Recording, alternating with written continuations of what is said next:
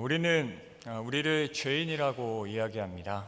의롭다 칭함을 받았지만 여전히 추악한 자아를 볼 때 그때마다 나의 죄성을 다시 확인하기 때문에 그렇습니다. 그러나 구원의 서정 속에서 우리는 분명히 과거형 죄인입니다. 예전의 죄인이었어요. 예수님께서 우리를 위해서 죽으시고 사셨을 때 우리의 모든 죄는 이미 용서받았습니다. 오늘 본문 2장 1절에서도 5절에서도 우리의 허물과 죄를 얘기합니다. 그 허물 때문에 죽었던 우리라고 표현합니다. 질문 하나 드리겠습니다. 우리는 용서받았습니다. 그렇죠? 그럼 우리의 죄는, 그 허물은 용서받을 만한, 용서받을 수 있는 죄였을까요? 그러니까 본래 진노의 자녀였던 우리의 상태가 돌이킬 여지가 있던 그런 상태였을까요? 아니죠. 우리는 이미 용서를 받았기에 자주 잊고 살지만 우리는 용서받을 수 없는 자들이었습니다. 돌이킬 여지가 없는 상태였어요. 그래서 오늘 본문에서 우리를 소개할 때 바울은 죽었던 너희라고 말하는 것입니다. 우리가 죄를 가진 순간, 내 이름표에 죄가 새겨진 순간, 그때 이미 우리는 돌이킬 수 없는 지경에 이르렀던 것입니다. 이미 죽었던 거예요. 이 죽음은요, 육신의 죽음과 같은 순간의 죽음을 의미하지 않습니다. 언젠가 하나님이 부르셔서 제 숨이 끊어질 때 그 순간은 아무리 길어봐야 몇 초가 되지 않을 것입니다. 육신이 살아있는 상태에서 죽게 되는 그 시간은 정말 말 그대로 순간일 것입니다. 우리는 우리의 죄악으로 인한 영혼의 죽음을 이 정도로만 생각하기가 쉽습니다. 호흡을 이어가지 못하고 멈추게 되는 그 순간만을 생각하는 것이 우리가 이 죽음을 정의할 때의 한계이죠. 호흡이 끊어지는 그 한순간이 죽음이라고 우리가 여기는 겁니다. 그런데 영혼의 죽음이 정말 그럴까요? 우리는 구원을 받아서 영생하는 자들입니다. 영원히 죽지 않고 살 자들이죠. 그렇다면 우리가 우리의 허물과 죄를 그대로 둔 상태로 구원 없이 죽음을 맞이할 때는 어떻게 되는 건가요? 영사입니다. 영원한 죽음이죠. 죽고 끝나는 것이 아니라 죽음을 사는 것입니다. 쉽게 말하면 영생은 생명을 가지고 사는 것이고 지옥은 죽음을 가지고 사는 것이죠. 그런 죽음이었습니다. 영원한 죽음이었어요. 그것이 죄로 인한 우리의 본래의 상태였습니다. 우리는 죽을 자들이 아니었어요.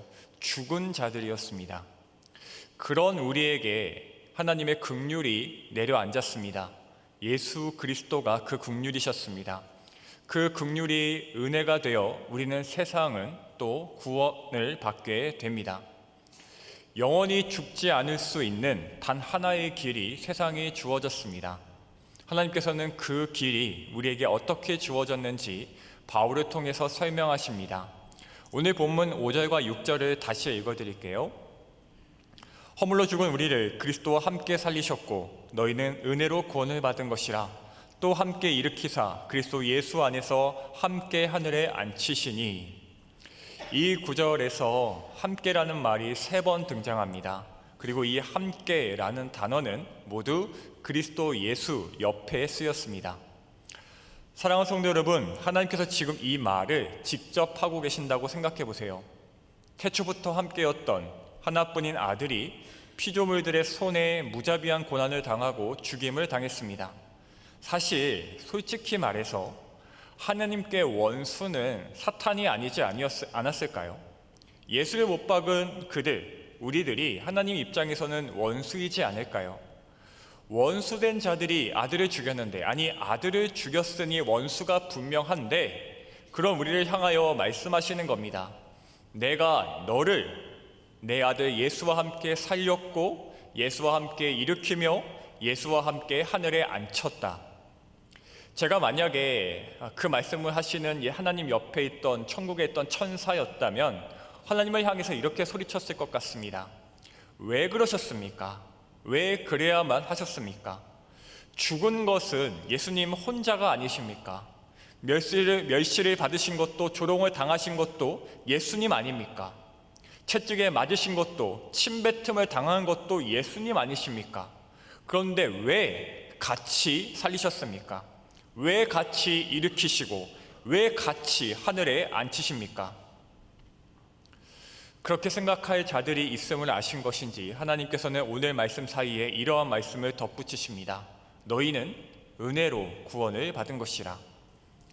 그렇습니다. 이것이 은혜입니다. 무엇이요? 함께가 은혜입니다. 사랑하는 여러분, 그리스도의 부활은요, 단순하지 않습니다. 그로 인해 이루어진 우리의 부활도 단순하지 않습니다.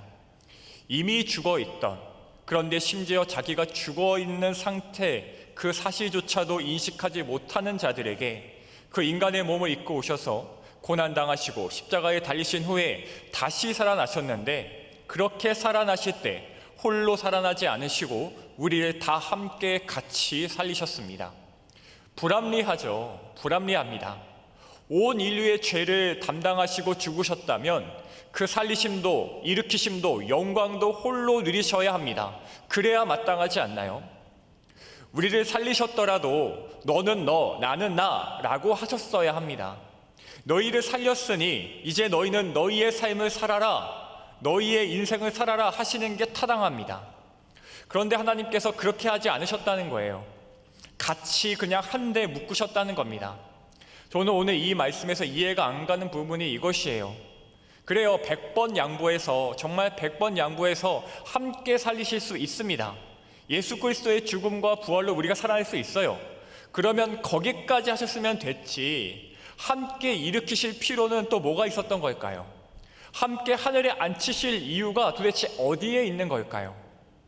누군가 내 빚을, 그 수억의 빚을 제하여 주었다면 그것에 감사하며 살게 하면 되었을 텐데, 목숨을 걸고 빚을 탕감해 준 것도 모자라서 집을 사주고 취직시켜주고 양육비를 대주고 노후까지 보장할 필요가 왜 있냐는 거예요. 그런 불합리함이, 그런 이상함이, 그런 말도 안 되는 일이 내 인생에 일어났는데, 예수의 부활이 그 불합리함의 극치일진데 어째서 우리는 마치 너무나 당연한 듯이 예수님의 부활 이퀄 나의 부활이라는 공식을 가지고 살고 있을까요? 예수님께서요, 다 가지고 죽으셨습니다. 내 어제의 거짓도 교만도, 내 오늘의 추악함도, 내일의 망각도 다 담당하여 죽으셨어요. 온 인류의 죄를, 온 우주의 죄를 그렇게 가지고 올라가 못에 박히셨습니다. 그렇게 홀로 그 십자가에서 죽으셨는데, 같이 죽기는커녕 이미 영원히 죽은 자로서 돌이나 던지고 침이나 뱉고 있었던 것이, 조롱하던 것이 우리인데, 사흘 후에 돌문이 열리는 그 순간 홀로 죽으신 주님은 혼자 살아나지 않으셨습니다. 하나님도 그것을 허락하지 않으셨어요. 우리를 함께 살리셨습니다. 뿐만 아니라 살려줬으니 갈 길 가라, 너의 인생을 살아라 하지 않으시고 우리를 또 일으키셨습니다. 살아갈 힘을 주셨다는 거예요. 살아갈 힘을 주어 살게 하시고 거기서 더 나아가 하늘에 앉히셨습니다.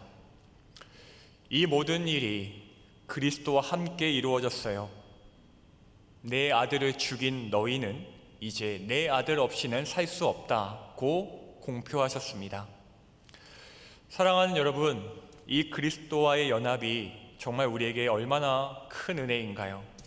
이 불합리한 동행의 처사가 얼마나 말도 안 되는 기적인가요? 그래서 신학자 바빙크는 이렇게 말했습니다. 신자는 단순히 예수를 본받는 자가 아니라 그의 죽음과 부활 안에 실제로 참여하는 존재이다. 신자는요, 그리스도와 함께 살아나고 함께 일으켜지고 함께 하늘에 앉혀진 자인 줄 믿습니다. 구속사적으로 이 살아남과 일으켜짐과 하늘에 앉혀짐은요, 칭의와 성화와 영화를 가리킵니다. 다시 말해, 우리는 이미 완성된 구속사 속을, 그 구속사 안을 주님과 더불어 살아가고 있는 존재들이라는 거예요. 이미 부활의 실제 안에 우리가 살고 있다는 것이죠. 그러니 사랑하는 성도 여러분, 오늘 우리는 내일 우리는 죽은 것처럼 살 수 없습니다. 부활하지 않은 것처럼 살 수 없습니다. 살아갈 힘이 없는 것처럼, 일으킴을 받지 않은 것처럼 살 수 없습니다. 저 하늘에 내 자리가 없는 것처럼 이 땅의 영광에 취해 살 수 없습니다. 버겁고 괴롭고 힘들어도, 정말 너무너무 힘들어서 죽고 싶을 때에도 나를 그리스도와 함께 살리시고 일으키신 하나님의 은혜가 버젓이 여기에 있기에, 내 삶 가운데 있기에 우리는 못 살겠다 말할 수 없습니다. 5살 된 제 딸들이랑 얘기하다가 입버릇처럼 말이 튀어나왔어요. 못 살겠다 정말. 그랬더니 한 녀석이 시크하게 정색하며 저를 쳐다보지도 않고 이렇게 얘기합니다. 아빠, 살 수 있어. 그 5살 된 저의 딸의 이 말이요, 제게 충격이었습니다. 그래서 메모장에 적어놨어요. 많은 생각을 하게 했습니다.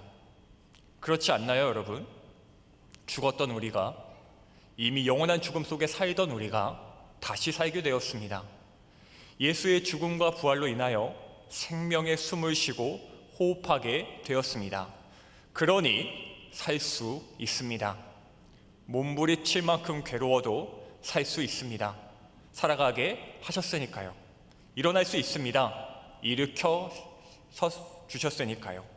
눈을 들어 하늘을 볼 수 있습니다. 그 하늘에 내 의자가 있음을 알았으니까요.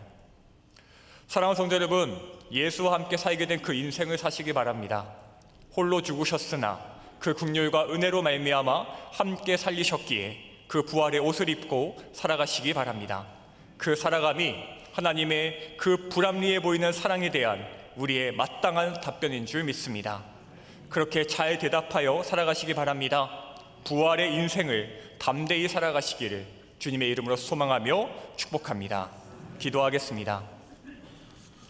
살아계신 하나님 아버지, 감사드립니다. 우리를 그리스도와 함께 살리시고 그리스도와 함께 일으키시고 함께 하늘에 앉히시니 감사를 드립니다.